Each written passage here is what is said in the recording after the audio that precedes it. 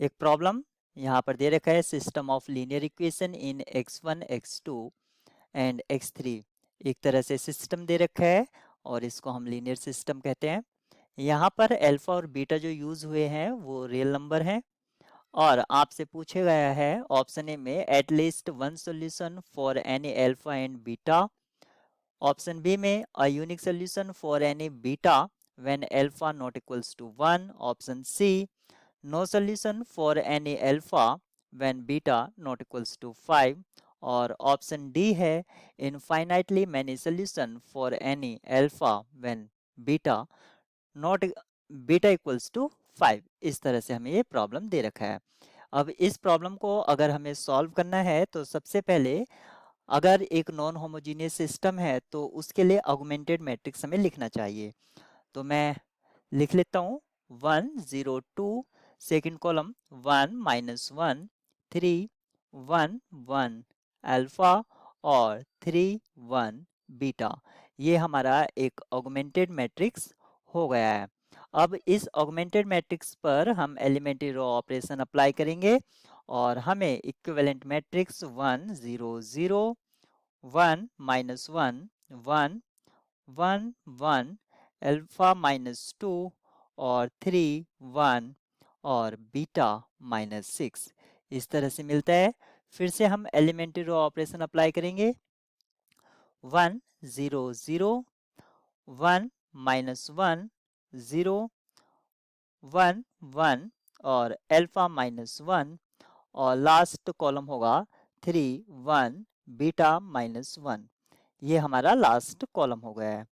अब हमें पता है कि रैंक से हम प्रेडिक्ट करते हैं कि सोल्यूशन कब होगा, नो सोल्यूशन कब होगा। इस तरह से यानी कि रैंक ऑफ कोएफिशिएंट मैट्रिक्स अगर इक्वल होता है रैंक ऑफ ऑगमेंटेड मैट्रिक्स, उसी केस में सोल्यूशन एग्जिस्ट करता है। तो अगर हमें नो सोल्यूशन लिखना है इसके लिए क्या होगा, alpha -1 equals to 0 and beta -5, यहाँ पर ये -5 है लास्ट में, बीटा -5 नॉन जीरो। इससे अल्फा इक्वल्स टू 1 और बीटा नॉट इक्वल्स टू 5 आता है। ये नो सोल्यूशन के लिए हो गया है। यूनिक सोल्यूशन के लिए क्या होता है कि रैंक बराबर भी होनी चाहिए और इक्वल्स टू होना चाहिए नंबर ऑफ वेरिएबल के, यानी कि if alpha -1 not equals to 0 और जो आपका बीटा -5 है ये आपका कुछ भी हो, यहाँ से हमें मिलेगा alpha not equals to 1। Unique solution के लिए ये जरूरी होगा। अब हमारे पास आता है मैनी सोल्यूशन। मैनी सोल्यूशन यानी कि काफी सारे, उसके लिए अल्फा -1 इक्वल्स टू 0 और बीटा -5 इक्वल्स टू 0 होना चाहिए, यानी कि alpha equals to 1 and beta equals to 5। अब हमारे पास ऑप्शंस थे, ऑप्शंस क्या क्या थे वो हम यहाँ पर चेक कर लेते हैं और चेक करके हम इजीली बताएंगे कौन सा है।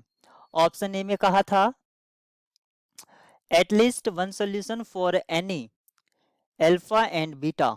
ये हमारा ऑप्शन गलत हो जाता है क्योंकि सोल्यूशन एग्जिस्ट करने के लिए हमारे पास जो कंडीशन आई थी वो इसको सेटिस्फाई नहीं कर रही है। ये वाला ट्रू होगा, यूनिक सोल्यूशन होगा जब आपका अल्फा नॉट इक्वल्स टू 1 और बीटा आपका कुछ भी हो। ऑप्शन सी और ऑप्शन डी भी आपके इस तरह डिस्कार्ड हो जाते हैं क्योंकि आपने वहां पर सारा कुछ देख लिया है।